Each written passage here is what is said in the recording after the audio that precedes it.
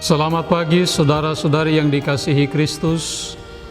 Mari kita mengawali hari baru dengan mendengarkan firman Tuhan yang diambil dari Injil Lukas bab 21 ayat 20 sampai dengan 28. Tuhan bersamamu. Inilah Injil suci menurut Lukas.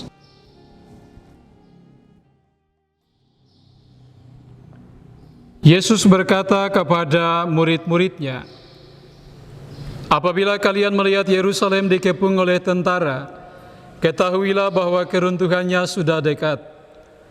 Pada waktu itu orang-orang yang berada di Yudea harus melarikan diri ke pegunungan. Orang-orang yang ada di dalam kota harus mengungsi, dan orang-orang yang berada di pedusunan jangan masuk lagi ke dalam kota. Sebab itulah masa pembalasan, dan genaplah semua yang tertulis. Celakalah para ibu yang sedang hamil atau yang sedang menyusui bayi pada masa itu. Sebab kesesakan yang dahsyat akan menimpa seluruh negeri, dan murka akan menimpa bangsa ini. Mereka akan tewas oleh mata pedang, dan diangkut sebagai tawanan ke segala bangsa.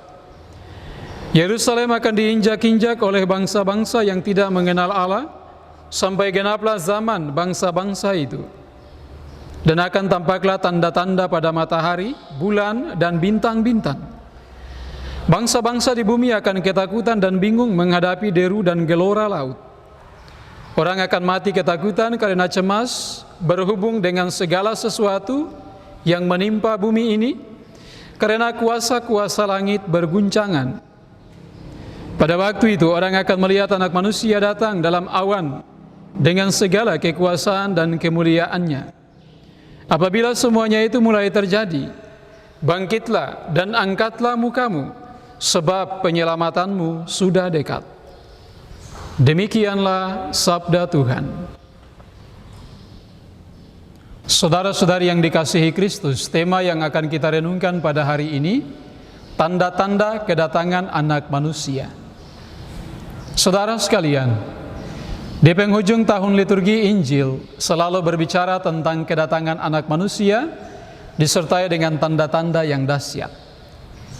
Tanda-tanda ini diberitakan oleh Yesus bahwa sebelum kedatangannya kembali ke dunia akan ada tanda-tanda akhir zaman berupa kekuasaan langit akan goncang dan kesesakan akan menimpa seluruh negeri.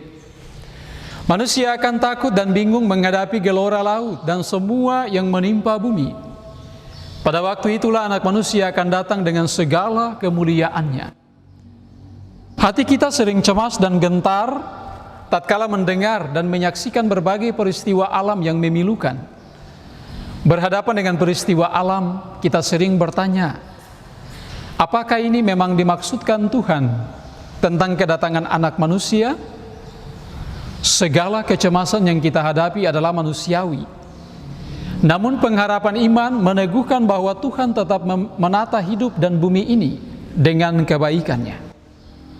Di dalam peristiwa kekacauan dan kehancuran dunia ini, hati kita harus tetap terbuka dan siap menerima kehadiran Tuhan. Dalam kenyataan, banyak orang belum siap, bahkan belum menyadari akan datang akhir zaman itu saat perjumpaan dengan Tuhan. Kita lalai berdoa, menerima sakramen-sakramen, membaca kitab suci, dan berbuat kasih, maka tidaklah mengherankan kalau kita jadi khawatir dan cemas menghadapi akhir zaman. Saudara sekalian yang terkasih, tanda-tanda kedatangan Anak Manusia adalah sabda teguran untuk sikap hidup kita yang selama ini menjauh dari Tuhan. Oleh sebab itu kita perlu bertobat, menyesali salah dan dosa kita, kemudian membangun niat dan komitmen untuk terus hidup dalam iman yang takut akan Tuhan. Sehingga kelak ketika waktunya tiba, kita pun sudah siap, karena kita selalu menjadi orang yang berpengharapan pada Kristus. Semoga demikian. Amin.